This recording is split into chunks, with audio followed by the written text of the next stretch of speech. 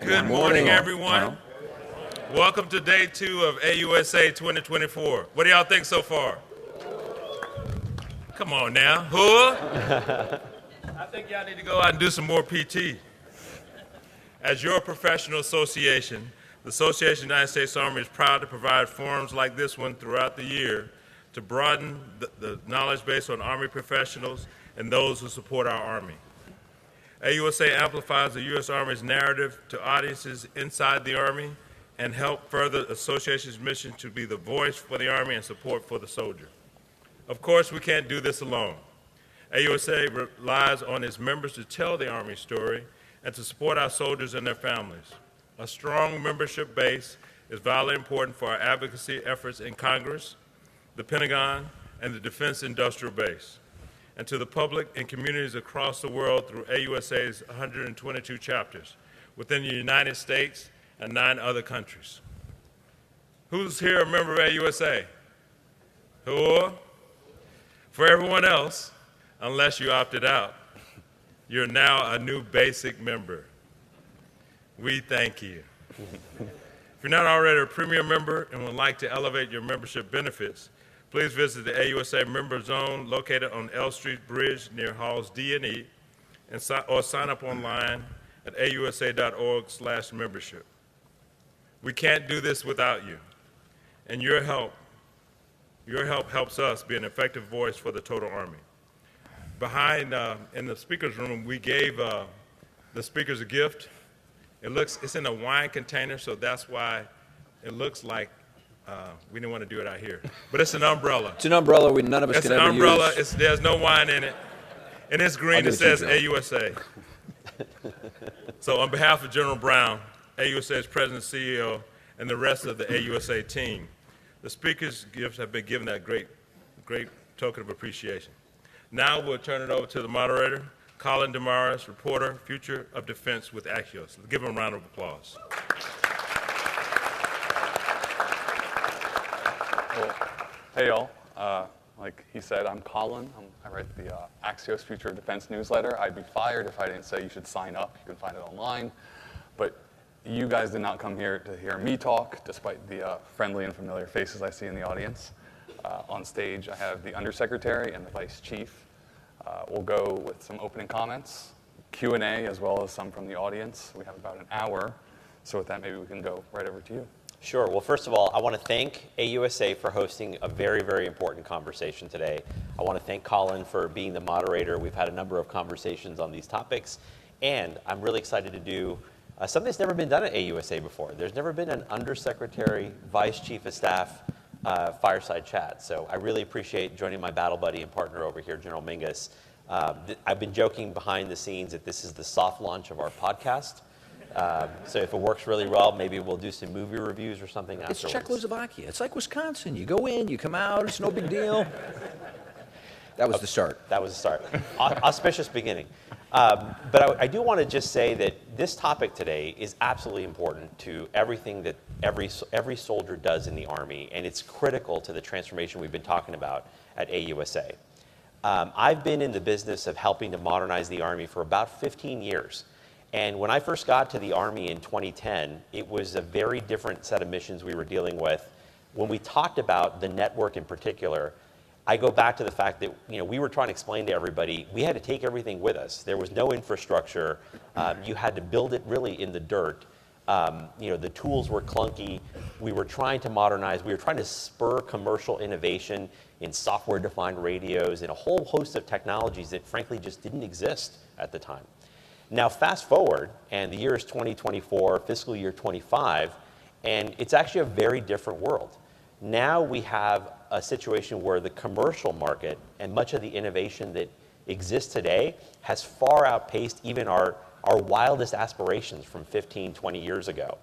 And the real challenge we have today is how do we adapt our institutional processes, as I always say, to be able to harness and ingest that innovation and make it work for soldiers. And here's the catch. It's not just doing it once. It's figuring out a path to do it continuously over time. Because all of that technology and the requirements from our Army that go with it, they're evolving at a speed that we can't even begin to comprehend. So I really want to applaud a whole host of professionals in the Army who have been relooking and rethinking and remodeling, for lack of a better word, our network over the last year and a half to 2 years.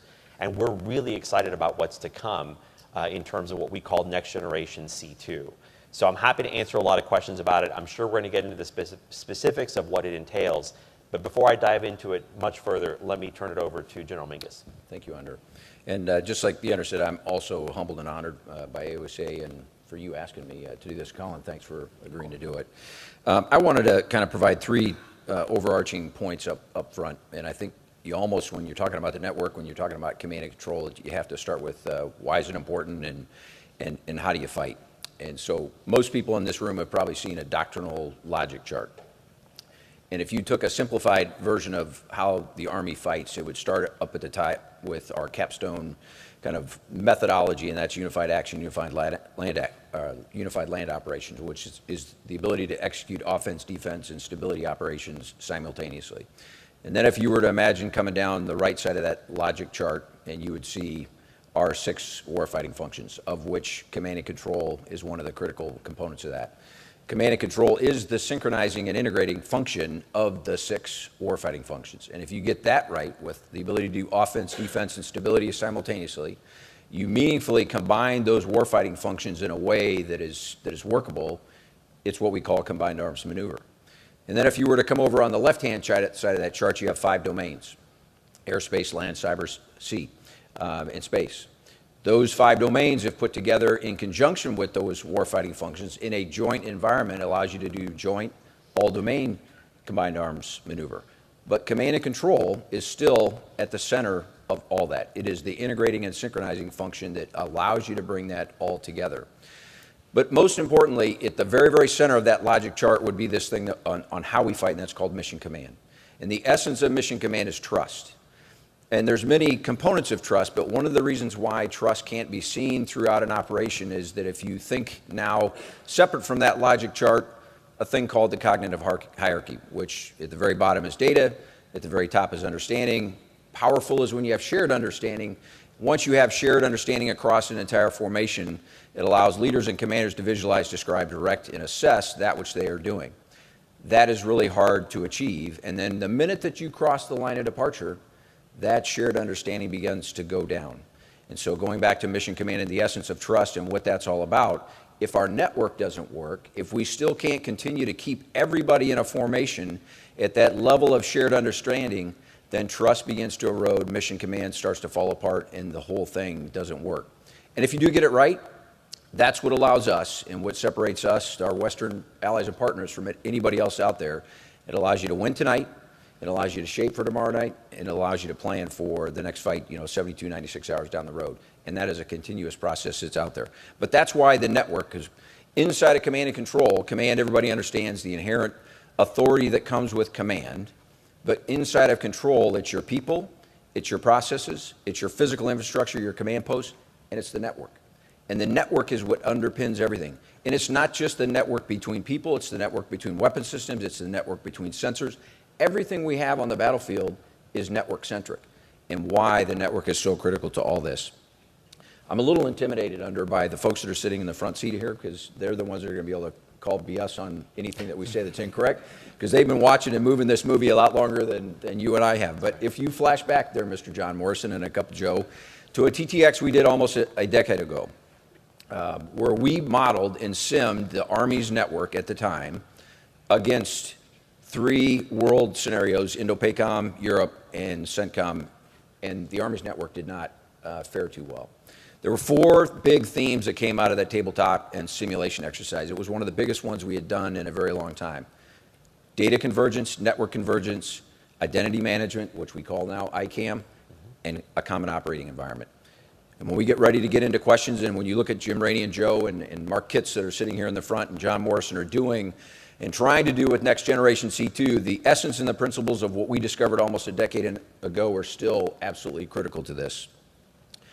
The last point is, what does this do from a lethality perspective?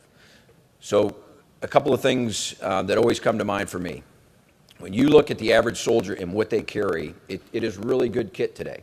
So C2 Fix And the things that go, the integrated tactical network, the secured but unclassified components of that, everything we've done in C2 Fix is goodness, but we still have not reduced all the complexity that what an individual soldier has to carry on the battlefield, in which what we're going to get after and tackle with next generation C2. So think pucks on trucks, think end user device at the edge, a mesh environment, which if we're doing our job right, our kids will not have to carry a traditional radio on their back out there. It will literally be an end user device that is interconnected with a mesh at the edge that allows them to do all the things that are out there. I'll wait to the questions, but the last thing that I would like to hear, either from industry, but the technological hardest part of this to challenge, or will be for us to fix, is in that data architecture that's out there. How do we get it to a point where it will do everything from a data exchange and latency perspective that allows us to go from 2.5 miles an hour, which is the traditional movement rate for an infantry soldier, all the way to Mach 10, Mach 11, Mach 12. That technological challenge, and I'd love to get into that with the folks here in the room in terms of how we're going to do that. So, Great. Thank you. So you guys hit on why it's important, right? Maybe I want to follow up with, why doesn't today stack up with what's needed tomorrow? Is that extra strain from unmanned and robotics and those integrated formations, or is it just the fact that servers can basically get you killed? Let me start, and I'll let the Vice jump in. So if you think about many of the mission command systems that we are fielding today, or that we have fielded today, the challenge arises from how they arose. They are all stovepiped. They originated with their individual functional community as a requirement sponsor who generated their full list of requirements. And if you think about it, when it probably started, they had to invent everything. It's like, what is the network infrastructure that's going to go with it? Who are all the users I need to connect to? What is the architecture of other systems it needs to talk to? And that was probably a fairly defined world, maybe 10 years ago or 12 years ago when this was first conceived. Fast forward to where we are today, if everybody is doing the same thing, you're chasing your tail, trying to connect boxes to boxes across the mission command landscape. And that's what we need to get away from. Yeah. So the challenge is not that anybody has done anything wrong. It's that they've done it in a disconnected fashion. And now more than ever, it is the convergence of the data, it's the convergence of the software, and really the fact that the commercial sector can do this very, very easily and very rapidly. The challenge is right now is how do we integrate backwards from what we had built over the last 10, 12 years. yeah, and the other is exactly right. Nobody was evil. Nobody did anything incorrect, and a lot of people believe this digitization journey began in the mid to late 90s. But I'm going to reveal a little bit in terms of how long I've been in. But when Private Mingus came in the Army, I was a fire direction specialist. 13 Echo, they've redesignated that. And so when I went to Fort Sill, Oklahoma to become a fire direction person, the backup computer system, Buck's computer, was just coming online. The BCS, the Battle Command System, that's where digits inside of our fires community, that's where it started. And then going back to those warfighting functions, everybody decided they needed some kind of a digital backbone to run their warfighting function, but they were done in an independent way without the ability to seamlessly talk to each other. So then as we began to really think about combined arms maneuver and how you bring those together in a common operating environment, we discovered after the fact that, okay, we have to have a box to talk to every box. And so I don't know about other folks, and I think a lot of people in this room, when I go out and look at stuff, that's the first question I ask. Okay, where's the box that has to talk to this box? Because if we're still doing that, we are failing. So what principles and systems do commanders need, Army commanders need, and how does that look different across different size formations and maybe even geographic areas? Like I would imagine Indo-PACOM needs something a little different than UCOM. Vice, you want to start? Absolutely, and that's one of the things in the department that we are really trying to get after. The user interface that a combatant commander uses is going to be very unique to that commander, because going back to mission command, how we fight, we want commanders to have the ability to customize the way that they take in information, because every person takes in information just a little bit differently. They process information just a little bit differently. They communicate to subordinates just a little bit differently. So to come up with a very rigid end user device user interface that works for everybody, I think is a fool's errand. So you want customization at that edge. But the network configuration standards that allows you to plug into that network, we, the Army, the Air Force, the Navy, the Marine Corps, and the Space Force cannot afford to buy 6 different networks that has the ability to plug into 6 different network configuration standards across the 6 geographic combatant commanders. And so we have really tried to take that on as a department. One of the first things that we have to fix, most people in here have heard of CJAD C2. That was kind of the guiding. CJAD C2 will never produce a thing or a box or a radio, but what it will do is allow us, the services, to continue to modernize in a way so those network configuration standards are set so we can plug and play anywhere in the world. Can I just pile on to something the Vice said? I mean, as a general matter, though, and we talked about it about a year ago, the general principles of what we want our network to be is, easy to use. It has to keep pace with commercial innovation and what the best standards are in industry. It has to obviously, recognize that we are going to operate in a highly contested and congested environment from an electromagnetic signature perspective.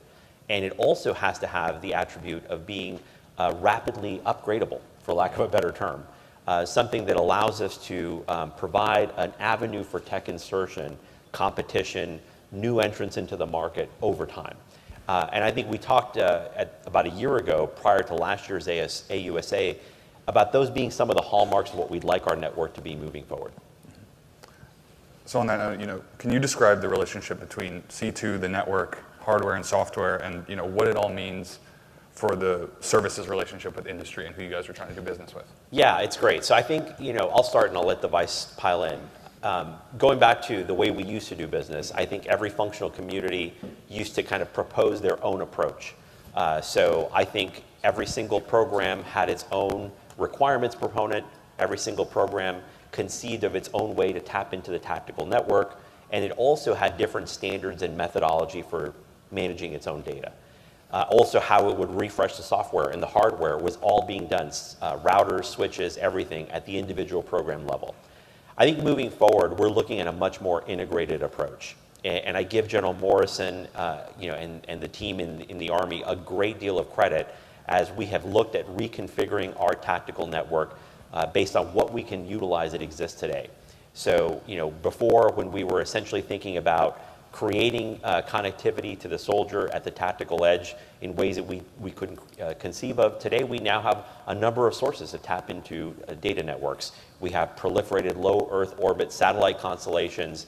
We have other ways to tap into the network, and all that's much more available than it ever was today. So I think we can somewhat decouple some of the software and the data pieces from what is being done in terms of providing traditional network infrastructure. No longer does every functional community have to come up with it on their own. And then I think on the software side, whether it's an application layer or an integration layer or some combination thereof as we're working our way through this, there is an opportunity for teams of vendors to work together on a set of capabilities that we can rapidly iterate over time. My view of kind of next generation C2 is that it's going to be a different type of acquisition effort for the Army. For starters, the requirement is never 100% done. This is not somebody coming down one day and saying, here is in the stone tablet the requirement for 20 years for next generation C2. If we have that mindset, we're already off. So I think, we think of a requirement as a continuity of effort. It's a lot of experimentation by AFC and Jim Rainey's team, but it's also a lot of iteration with industry about what works and what doesn't work. And there's a lot of feedback about what network can support and what it can't support. And it's very situationally specific, depending on what environment you're operating under what conditions. But I think the acquisition piece of this is really interesting because we have all the authorities to go fast, whether it's a software acquisition pathway, rapid prototyping, rapid fielding efforts. There's a whole host of institutional processes to go fast. The challenge we have is not just getting on contract and getting vendors going on integrating the software and giving us a capability that works. It's creating an acquisition program that enables us to continuously upgrade over time and that provides on-ramps for competition throughout the time that it's working. And so we're working through that right now. I think, and I give Mark Kitts a lot of credit and the ASOL team, I think they're looking through ways to conceive a different type of program that we've ever done before. Yeah. Vice, you want to jump in? Yeah, just a couple of reinforcing points. Data-centric, software-centric, that is the only way that we will keep pace with what you're doing from an industry standpoint and a technological standpoint, and it's the only way that allows us to stay ahead of our adversaries. Which goes back to the thing that kind of allows that to happen is the things we're doing with Next Gen C2. You get that data fabric and that data foundation right, you truly move into a transport agnostic environment, then that end user piece, which then can be become data-centric, software-defined, software-centric, it allows you to actually do that. And I would take it one step forward further, and I've mentioned this in a couple other forums that I've been in, that we all collectively need to challenge ourselves and continue to push. In the hardware component that we still do that continues to elude our ability to simplify is as you look at the various classification layers from unclassified to secret to top secret, all those enclaves right now are separated by a physical boundary. If we get this software component right and we begin to truly trust in the encryption that goes with that software, we can eventually realize a day where you have software-defined security boundaries versus hardware-defined security boundaries. Because once we crack that, you talk about simplifying the network, it's exponential because everything starts to collapse on truly, a singular network. And if I could just throw in an audience question, because you hit on Sure. it. This person asks, can you describe how the requirements process works in such a dynamic field? How can the various Army requirements and acquisition stakeholders best work together? Yeah, so I think it takes a team. And I think we always say this, whether you're building a tank, a helicopter, or a next generation C2 system, you got to have tightly coupled teams involving the end user, involving the requirements writers, involving the developers, and involving industry. And I think it has to be tightly coupled all the way throughout. And it has to be continuous process improvement, it has to be continuous feedback and continuous learning. So what we've done over the last year under AFC's leadership is tremendous work at developing kind of the first draft or the first take at what that requirement would look like, and ensuring that it's consistent with all of best practices that we've learned so much about over many years, not making it overly prescriptive, high level statement or of characteristics of need, recognizing the flexibility that industry would need to respond with. Secondly, I think what we've also done under AFC is do a great deal of experimentation about what works, and we've been able to work with what's commercially available today to just essentially turn on the lights and give soldiers a chance to see what a future end state could work like. And we've been very successful at learning from that experience, and whether it's Project Convergence last year, NetModX, and some of the other experiments that AFC has hosted, it's been great. But I think ultimately, the way I see it is, our traditional model is we get a requirement, it gets validated by an AROC or a joint staff process, and essentially you're off to the races, and you never revisit that unless there's a changed requirement or something supersedes that program.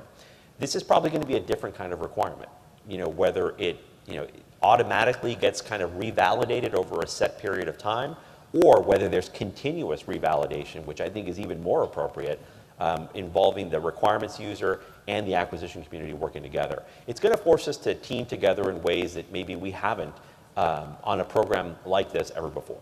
Awesome. So we've heard, did you want to add something? I was just going to say, an example that's sitting, and I won't say which one, but I saw an example sitting on the floor yesterday where, great, because whatever the next tank is or the next Bradley, we're going to have it just like we've had the last one for 40, 50 years. But everything inside of that thing needs to be sled-like, where it can come out, it can go in, the vehicle is sound, it's going to be with us for a while, but everything inside of that thing is removable and upgradable very, very rapidly without a ton of integration costs. And there was an example of almost that classic where everything inside that vehicle I sat in yesterday was exactly just like that. So we've heard C2 Fix, Next Gen C2, CJAD C2, which is probably my favorite acronym. Can I say something about CJAD C2? Please. It is still just command and control. But the C means that we have to be able to interop or work with our allies and partners. And the joint all-domain just forces the services, that which we should have been doing over a decade ago, ensure that we can operate as a joint force. So that's all the C, the J, and the A in front of C. But once you strip that away, it is nothing more than command and control as we have known it for a very, very long time. Real question though, is it a verb or a noun?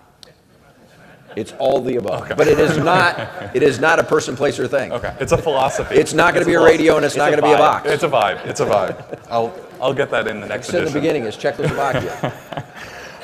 So how does C2 Fix, Next Gen C2, CJAD C2 kind of all feed into each other? What's the difference? Do you ever mix them up? Here's the core element that ties between all of what you just described is the data and the centrality of data to soldiers performing the mission. Now, we've always known that that's going to be the case. We've been planning for it, frankly, for more than 20 years. The difference now is how readily accessible data is to soldiers, no matter where they're performing missions all around the world. And I think how we account for that, how we ensure that that data is accessible, verifiable, trusted, and accurate, and also we don't overwhelm the soldier, as General Mingus said, in terms of information coming their way to execute their missions. I think those are the decisions we have to make.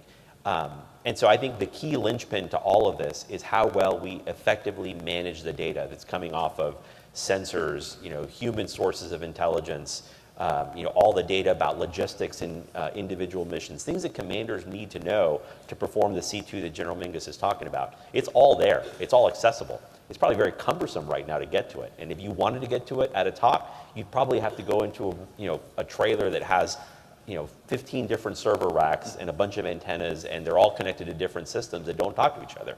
The end goal here is to simplify it, to actually make it much easier for the Army to do what it needs to do.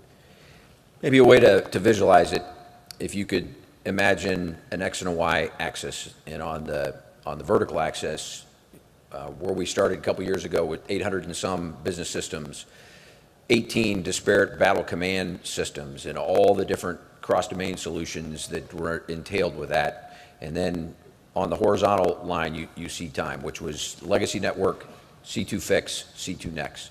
The collapse that converge is ongoing. We have got our business systems down to a reasonable number now, but we still got to continue to press. We are beginning to collapse those battle command systems onto that which we can onto C2 fix. But once Mark figures out how to get that data platform, that data architecture, that data foundation right, I think there's going to be a hard pivot in the not too distant future where that convergence and that collapse happens much more rapidly than we have seen in the past, because once that component is there, the ability to collapse, going back to that data exchange rates and the data latency requirements associated with being able to track supersonic, hypersonic, that problem set of a dynamic sensor, a dynamic shooter, a dynamic actual interceptor, and the calculations that go with that, at things that are moving at Mach 6, 7, and 8, that is not an easy problem to solve. That is not a stationary artillery system, a stationary FDC, and a stationary FO, which is a relatively easy problem to solve. The other end of that spectrum is really, really hard, which is why this data fabric has to be so. But once that happens, like I said, I think you're going to see a much more rapid move towards collapse and convergence. So there's an audience question here. What does that actual transition look like for, the average soldier? Will it be a roll-in process? Will it be flipping a switch? And then how do you actually determine when next is achieved? Yeah, I wish we could turn things on a switch in the Department of Defense, but as you know, there are so many other institutional processes that we have to align to make that happen. A requirements generation process, an acquisition process, and probably more important than anything, it is an appropriation process that provides us the resources to do it. I think what we've been spending the last year is experimenting, learning, developing a game plan about how we're going to do it. I think the next couple of months is really going to be finalizing essentially an acquisition approach to the program of record that will move forward. But there's a lot of work that we've been doing on that already.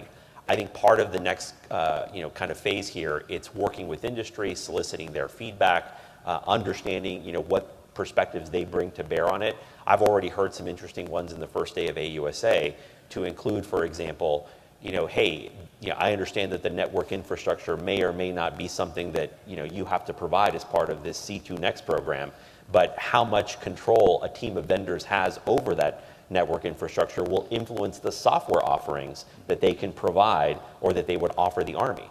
I hadn't considered that, but that's a really good point. And so I think that's the kind of feedback and iteration that we're going to have to go through. But the goal is to get a program of record started as quickly as we can in fiscal year 25. We want to get a competition going. I think currently Mark is scheduled for third quarter of FY25 to do it. I'm pushing him to see if we can go faster, as I always do. But the goal is to get teams of vendors on contract and iterating, because again, this is not one big bang. We want to get vendors on contract. We want to try something out. We want to do it under the auspices of a formal program that we can show the Congress that we've got a different approach, and I think it'll roll in over time, whether it's individual units or different formations or how we choose to cascade in the new capabilities. Yeah, absolutely agree with you. It'll be sequential. It'll be linear in fashion. It'll be rolling. But the problem, it's a scope and scale thing. John, I mean, you and I used to have the number 450,000 SINGARs, at some point, and when you look at 162s and 160, just the volume, the scope, the scale, it's a large number that can't just be turned on its head. But the quicker we converge, the quicker that we collapse, the reinvestment of those allows us to actually accelerate, unlike what we have done in the past. And so that's why when this foundations get set, the speed in which we move from where we're at today into next generation C2 will be faster than the normal process. The audience is full of good follow-up questions, so we'll go with another one here. Great. What are some of your thoughts on getting a team of vendors, or more like teams of vendors working together, kind of on the same page, working harmoniously? Yeah, I mean, I think, I've been in industry, so, some of it happens organically when you're motivated, to obviously win the work and you want to provide the Army what it needs to have. So I think, I trust the industrial base, which is very good at this, to kind of organize itself for the effort at hand. My sense of what I'd like to see is, competition within the program. Yep. So, not just, one or two or three vendors that are going to kind of give you this big bang and take, 3 or 4 years to do it. That's probably the traditional way we would have done software 10 years ago. I think my view of it is we want to open up the competition, have different teams competing, both together on teams and against each other in many cases for software delivery drops to showcase, hey, I can collapse, for example, applications for this fire control system combined, with this Intel system that does, gives me targeting data, and I can do it in a very, very quick fashion. And here's the way I would demonstrate that. And I think we can also recognize that in many cases, the software solutions match with the data that General Mingus was talking about. Yeah, some of those solutions are very mission specific. They will, extinguish as, the Army moves on to something else.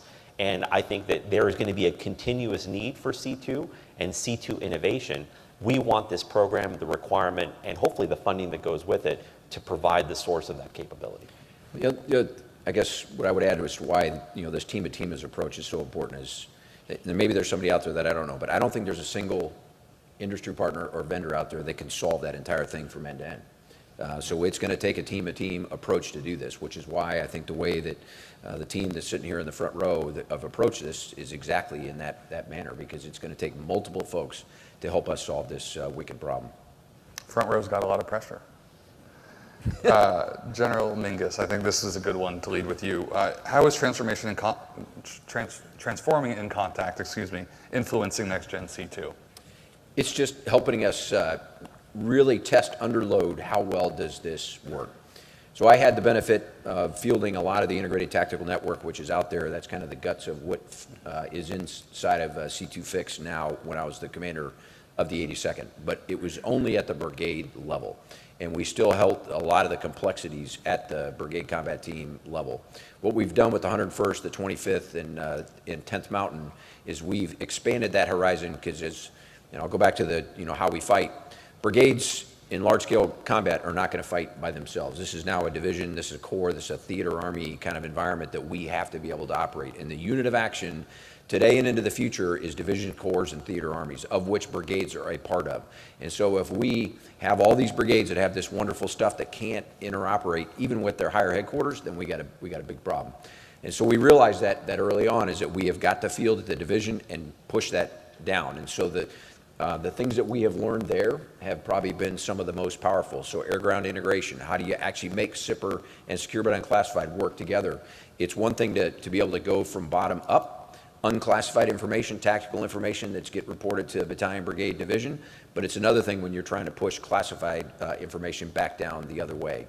Our fires network, especially when you're talking about joint components of it, much of that still lives in the classified world. How do you still do fires in a very seamless way when you're dealing with two different levels of classification? And because of the nuances in the intricacies of ballistic missile defense, when you get into air defense for us as a land force, that is also complex as well. So by starting at the upper echelons and pushing down, that's probably been our biggest learning point. But the point from everybody, and the chief and I have been to see the 101st, the 25th, and we'll see 10th Mountain here shortly, less complex, more agile, more lethal, more flexible. I mean, all the attributes that we wanted to be able to get out of C2 Fix, we are seeing that. There's still some problems that we got to solve, but they are absolutely, if they had to go to war tonight with the stuff that we gave them here in the last couple of months versus the stuff they had before, it's a no-brainer. We'll go with the stuff that you gave us right now. Do you have anything to add? I will just add one thing. I mean, I think the transformation in contact is a break from the way we've traditionally done business. You know, traditionally the Army fielded enterprise software solutions and enterprise tactical network solutions. We waited until it was fully developed. Probably took us several years to get there, and then we would kind of field the units in an order that we would predict over, you know, an 8 to 10 year cycle. Transformation in contact is a deviation from that, recognizing that we just can't afford to do business in that old way any further. And so it is recognizing that whether we're looking at 25th ID or the 101st or 10th Mountain Division, you know, we're going to take a unit, we're going to equip it with the very best tactical network that we can find today and the best capabilities, let them experiment also with some new ones that are commercially available, and we will learn from that. And ultimately, it's okay because over time, we're going to upgrade them. And so we recognize that we're never done in terms of this continuous refresh cycle. So it's a very different way of looking at Army fielding of capabilities than we've ever done before. And so do you see a bigger footprint for dual-use tech in the Army of the future? Absolutely. I think it has its place. And you know, I've talked about it a lot. I mean, the Army is very open to non-traditional commercial technology. There's a lot of innovation out there, and it has its role in the capabilities we provide to our formations. You know, obviously, you know, there's no commercial tank, there's no commercial helicopter. Some might dispute about some of those, or precision-guided missile. But certainly in the area of software, there's so much innovation out there. And our goal, our challenge, is to really bring it in and harness it as best we can. Any thoughts, General Mingus? I'm good. Awesome. So the dreaded AI question, how is AI influencing that future command and control, or what does that look like on the network? Yeah, I mean, I think I'll start, and General Mingus, I'm sure, has a lot of perspectives on it. So artificial intelligence is just rapid processing of data on servers that are accessible to our warfighter. So to me, it's an extension and an application of the very same things that we've been talking about. And it's about having compute power at the edge, or that you have reach back to with reliable transport to be able to get back what you put into the system in terms of AI. I think all of that is extant today. And I think what we are looking at right now is what are the proper applications to begin moving forward on it. I think industry has a lot it can contribute. I think we can learn even more from you know, what the use cases are where they've been very successful. I think the old limitations about what we thought were barriers, transport would be one of them. Data literacy of our soldiers or of the force that's using it would be another, overwhelming them with too much information. The ability to process it and compute power and storage, those aren't limitations anymore. First of all, our soldiers, our young soldiers today, are data you know, natives. They're digital natives. They grew up in this world. So I think the future is limitless there. I think for us, we just have to determine what are the right use cases to put this technology forward, more than what we've already done on the tactical side. And you know, for example, in the area of logistics and logistics C2, there's a lot of great AI work that's happening today. Yeah. So I'll give you 3 micro examples. Start with because we got the G2 in the room right now. Tony Hell's working this as well as the broader Intel community. But AI-enabled automated exploitation and all-source synthesis. When you look at the number of commercial and military assets that are out there collecting around the world, and I'll keep it relatively vague, our ability from a human perspective to exploit that information is very, very limited. We cannot do it. We can't throw more humans at that problem and solve it. It has to be done through automated AI exploitation. And the entire Intel community is moving out at warp speed to kind of figure that out.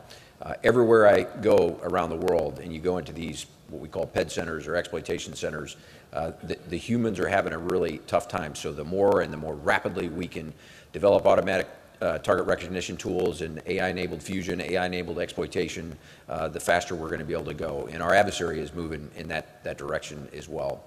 The second micro example that I would offer is just from an automated planning perspective. So we in the Army and in the Joint Force, we have what we call the military decision-making process. And inside that, there are 7 steps. And the first one of those is mission analysis. And inside that mission analysis process, going back to our intel folks, is called intelligence preparation of the battlefield, which is a very time-consuming, laborious process that takes literally hours and hours and hours. And oh, by the way, the plans folks can't really do a whole lot until we look at our intel for, hey, Tony, when are you going to get the IPB done? Let's go. We already know how many tanks, planes, people, all the order of battle of every one of our adversaries around the world. That can be applied to topography. We understand how they fight. We understand their doctrine. There are tools that exist right now that could do, at the receipt of a mission, do that intelligence preparation of the battlefield in an automated fashion. It may not give you the perfect solution, but it gives you the 80% solution. And so now our intel professionals and our sustainers, instead of doing their thinking, they've been given a product that might be an 80% solution from an AI tool. And now instead of going through all that work, they're saying, yeah, this icon should be here instead of there. But they're actually thinking, and you're becoming a better staff officer than you would have been before. And then the last one is, if you go back to 2001, I tell this story all the time. So Afghanistan, 9/11, everybody remembers the old saying, where were you at on 9/11? I was in 1st Ranger Battalion at the time. There's a couple other folks who were probably here, and I can remember sitting there with Tony Thomas and the rest of us looking at each other. It's like, hey, where's Afghanistan? What language do they speak? How tall are the mountains? Where's this place at? It's a landlocked. I know it's a landlocked country that sits in between Pakistan and Iran, but nobody in this country knew a lot about Afghanistan. And the cognitive hierarchy pyramid that I talked about earlier, moving from that data up to shared understanding was incredibly, very, very painful for not just the United States Army, but for the United States government. There are tools that are out there that can spin you up much, much faster than what we have done traditionally in the past when you're given a new large strategic problem set. And it helps you from getting drugged back down inside that cognitive and speed of decision making and all the other things we talk decision authority become a reality versus something we just think about. And so you mentioned data literacy and ostensibly, new recruits that don't know what dial-up internet is. How educated do you think the future soldier will need to be on cybersecurity, on AI, on data centricity? Incredibly literate. I just don't think that these are career fields to take, get a PhD in. I think they are basic level realities in terms of how a soldier is going to operate moving forward.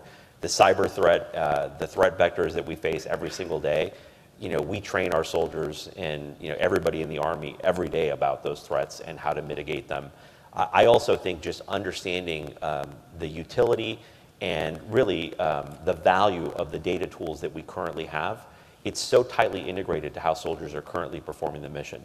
And again, they're much smarter about this because they've grown up in a digital native environment. So I don't think it's going to be very much of a stretch, and I think the future is very, very bright. Yeah.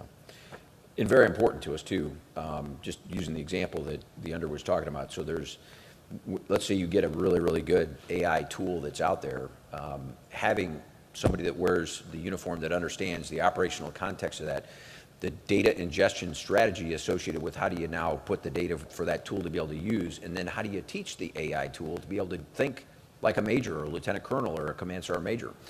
That doesn't just happen overnight.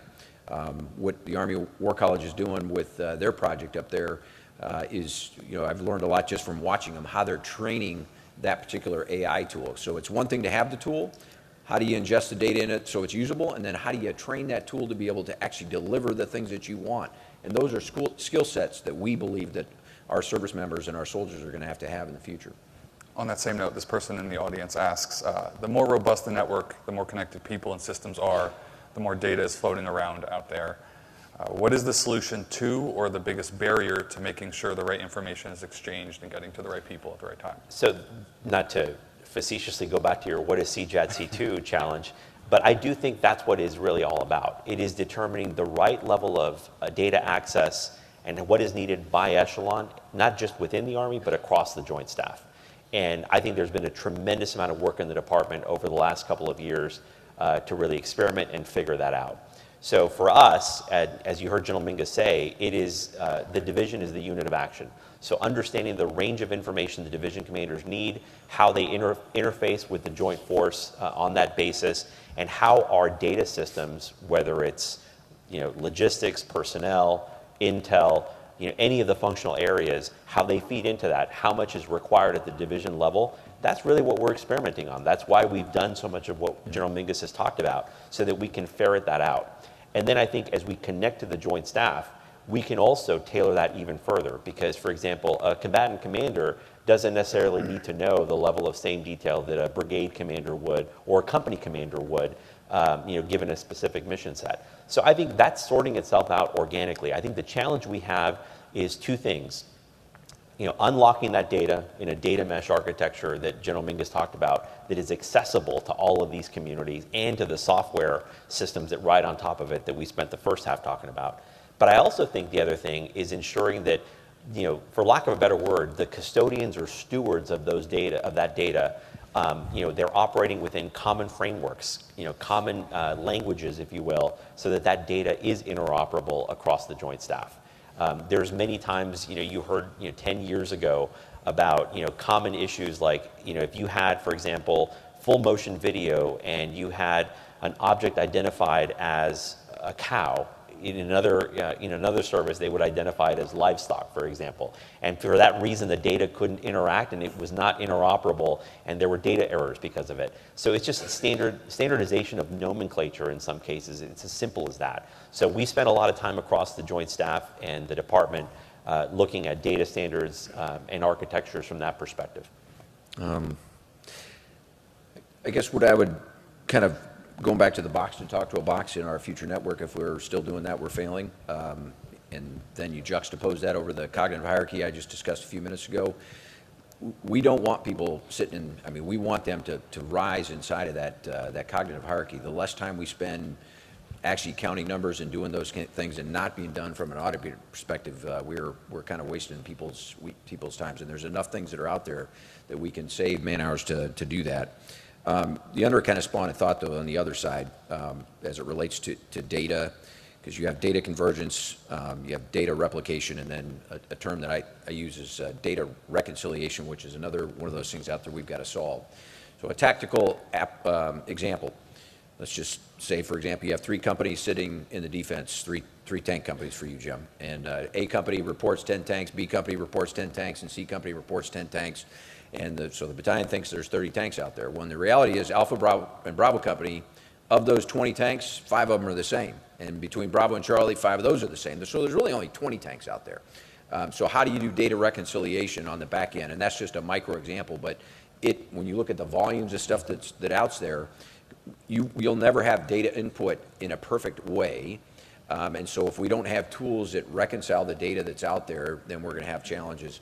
And back to the intel side of things, the battle damage assessment on the back end of operations, that's kind of the other side of this thing. We've got to be able to reconcile that stuff from a battle damage assessment perspective. So how are you going to reality check Next Gen C2? How do you hold it to account, or your progress or lack thereof? What are the metrics? What does that look like? Is it something like a project convergence where you have all these people talking and playing together and exercising, that sort of thing? Yeah, I don't think there's a graduation event. Rather, there's a series of fielding events as we go through this. If you look at true software development, it is capability drops over time, and how we develop these requirements and how we iterate on them, and ultimately how we award teams task orders or contracts to be able to quickly iterate. I think the speed at which we can do that, that's the hallmark and metric I'm looking for. So it's not necessarily, hey, does the first capability drop do everything that the statement or characteristic of needs wants it to do? Probably not. Do we have negative soldier feedback after the first fielding of this first capability drop because it needs improvement? I actually welcome that. I think that's a good thing. But the velocity in which we're kind of reacting to the feedback, changing requirements, and iterating on the software solutions, that to me is the hallmark of success. And I think that's certainly the journey that we want industry to be on us with, and it's certainly the journey that we hope to get Congress to support us with. Yeah. And the other that the Chief Secretary Under and I have talked about, and really kind of bottom-up recommendation, is that once we get it to a certain point, we actually want to give it to a unit. and see if it can handle the load. So it's less about the end user device in this particular case when it comes to next gen C2, because those things are out there now and the applications that sit on top of that. But will this data fabric and the transport layer actually handle the load with a real unit at echelon from core to division and on down, and all the down traces that are out there? That's going to be the thing that kind of underpins, will this thing work? And that's where we'll start the iteration that the under's talking about. Awesome. Lots of talk about the changing character, size, dispersion of command posts moving forward past couple of years. How does the changing makeup or structure of those command posts shape the network and command and control, and or vice versa? You want to start, Vice? This is an area where we still have some learning to do. Our heavy formations, our striker formations, they've kind of got it figured out. I was just with 1-3 1st Brigade 3rd ID out at National Training Center. They were one of the ones that have fielded the AMP-V here recently. They love it. It's doing great. And so from a command post perspective, whether you're a heavy striker or a light formation, we know that we have to be disaggregated. We have to be smaller. Our EMS footprint has to be smaller. All those things have to improve. But we're moving generally in the right direction with our striker and our heavy formations. Where we're struggling, though, is in our light formations, and this is where we're going to use kind of bottom-up feedback. My observations that I have seen since I have been back is that they have done the things we've asked. They've gotten lighter, they've gotten more agile, their ability to jump and move and set up and tear down and hide themselves in plain sight, all those things are improving. And it's working very, very well from an execution or operations standpoint. But where I think we still have some experimentation to do is how do you link that to plans? Because at some point a commander has to come together with his planners, his staff, and figure out, okay, what are we doing next? I'm winning today, I'm shaping for tomorrow, but I still have to think about the fight 96 hours from now. And so the ergonomics of the command post and how that works, that allows commanders to, and whether it's virtually in person, but at some point people have to come together and think about the next problem set. And that's one of the things that we're still working on. What is it about the light formations that make it so difficult? They just don't have a natural platform like a striker or a heavy formation does to be able to do that. So we're seeing, and there are some great ideas, but how do we take all that, assimilate it, and figure out what is the right platform for the physical infrastructure of our light formations that's going to work for the future? Awesome. So we're running a little short on time, so before we get to the lightning round, I'll ask a bit of a throwback question. You have Mark Hitz in the front, who just underwent a name change with PEO-C3T, PEO-C3N, correct? What does that name change mean? Is it a vote of confidence? Is it a sign of the changing times? How would you describe that? Yeah, I mean, I think it's just a sign of the changing times. I mean, I think certainly the expansion of PEO-C3T's mission to include more than just the divide that used to be arbitrary between the enterprise and the tactical networks recognizes that we are one Army's unified network. There are elements of the business systems, the enterprise software solutions that bring to bear capabilities or have an influence on capabilities that are deployed in a tactical environment. So those artificial barriers that used to exist are really frankly no longer useful. So I think the name change reflects that. Okay, fantastic. Oh. It actually stands for Nike. Since Mark has Nike shoes on today, I think that's really what it is. I wish I was wearing them up here, honestly. Yeah, they look very Don't we all? There's way too much walking here. We'll change right afterwards, Mark. No, the under's exactly right. It's about the centrality of the network where we kind of started in this conversation.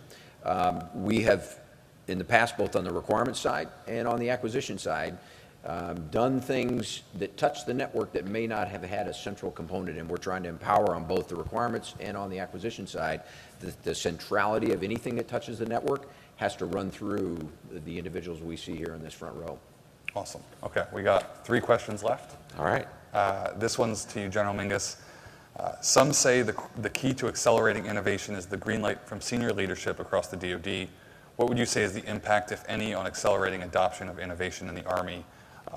References Replicator 2 with regards to not just CUAS capabilities, but spreading into C2, the network, and other technologies. Yeah. So innovation is a tough one. Chief talked a little bit about this yesterday when he was doing the Solarium. So we want a culture of innovation. We want people to go out there and take the stuff that we've given them and make it better. We want them to be able to go out and find things that work, that immediately make their formation better, that is relatively cheap, that doesn't require a lot of integration and sustainment and everything else. But there is a point. Innovation can be harmful if it goes too far, because you still have to be absolutely the masters of the things that you have in your formation today. And if you are constantly chasing the next shining ball, you're going to fail, because you'll never be good at the things that you have today. And so every leader at every echelon has to kind of figure that out. And so, yes, innovation is great, but until you have mastered the things that you have, the kit that you have in your formations, the people that you have in your formations, and that you know in the back of your mind that if you go tonight, you can fight and win, that's when you can maybe start to allow some of those other things to come into your formation. So there is a balance there. So that's the end of lightning round, because I got the hook. We have about 5 minutes left. Closing comments from both of you would be great. Sure. What I want to really close with is maybe building on the comments that General Mingus made. And I started touching upon it with my opening remarks. The difference today than we've ever experienced before in the Army is the technology is already there. There is no need for innovation outside of the Army. I mean, frankly, the real challenge is how good are we at ingesting it and adopting it. And as I said at AUSA a year ago, those of us who have the privilege of serving in government, it is our challenge to take an innovative approach with our institutional processes. That is, in many ways, tailoring them, adapting them, hacking them if they need to be, in order to kind of get the best capability and unlock the potential of what the private sector can already offer. I do think we've come a long way, even in just 1 year. Changing the way that we do requirements for software development, and I think C2 Next is one example of it. Continuing to further our efforts to simplify our network and update it to where we are in 2024, and I give the G6 and the CIO a lot of credit for that. And I also give a lot of credit to the acquisition community at being innovative in its approach on this program and others to find ways to bring industry in much earlier, get feedback from the industrial base, and more importantly, tailor the programs. Because I think the real challenge we're going to have is, even if we get this all great and we set it up really, really well, in 2 or 3 or certainly 4 years, you don't want it to be an idea that has outlived its usefulness. You want to make sure it has enough flexibility in the way that it's structured such that it can reinvent itself within the same programs or sets of programs. So pivoting, as the Secretary said in her speech yesterday, is really the most important thing we have to harness. Yeah. I don't want to be Pollyannish, but I'm about as excited about where we're at today, the things that we're doing today, as I've been in a very long time. We are doing tangible things today, like right now, putting stuff in our formations that is better than we had before, more lethal than we had before, more agile and more resilient than we had before. When I left the Army as a senior captain major, kind of checked out of the net, went into the SOF community, and thought that's how the rest, I was exposed to a network that actually worked. And then I came back out as a brigade commander. I was like, what are we doing here? And then the folks that are sitting in this front row here, have been on this journey to fix this network now for 14, 15 years. And we are actually making a difference now. You can see what is happening with C2 Fix. And we actually demonstrate, this next gen C2, like the under said, that's not a hypothetical. It's there. We have the technology to actually do that. It's just how do you sequence it in over time. But with the leadership and the Secretary and the Chief and what they're doing and what they're trying to drive here and the experts that we have, we've got the right team assembled to fix this problem. And so we're super excited about where we're going here in the future, but still a long ways to go. So we're going to have to leave it there. And before I hand it over to retired Lieutenant Colonel Jared Ferguson, could I get a round of applause for these guys?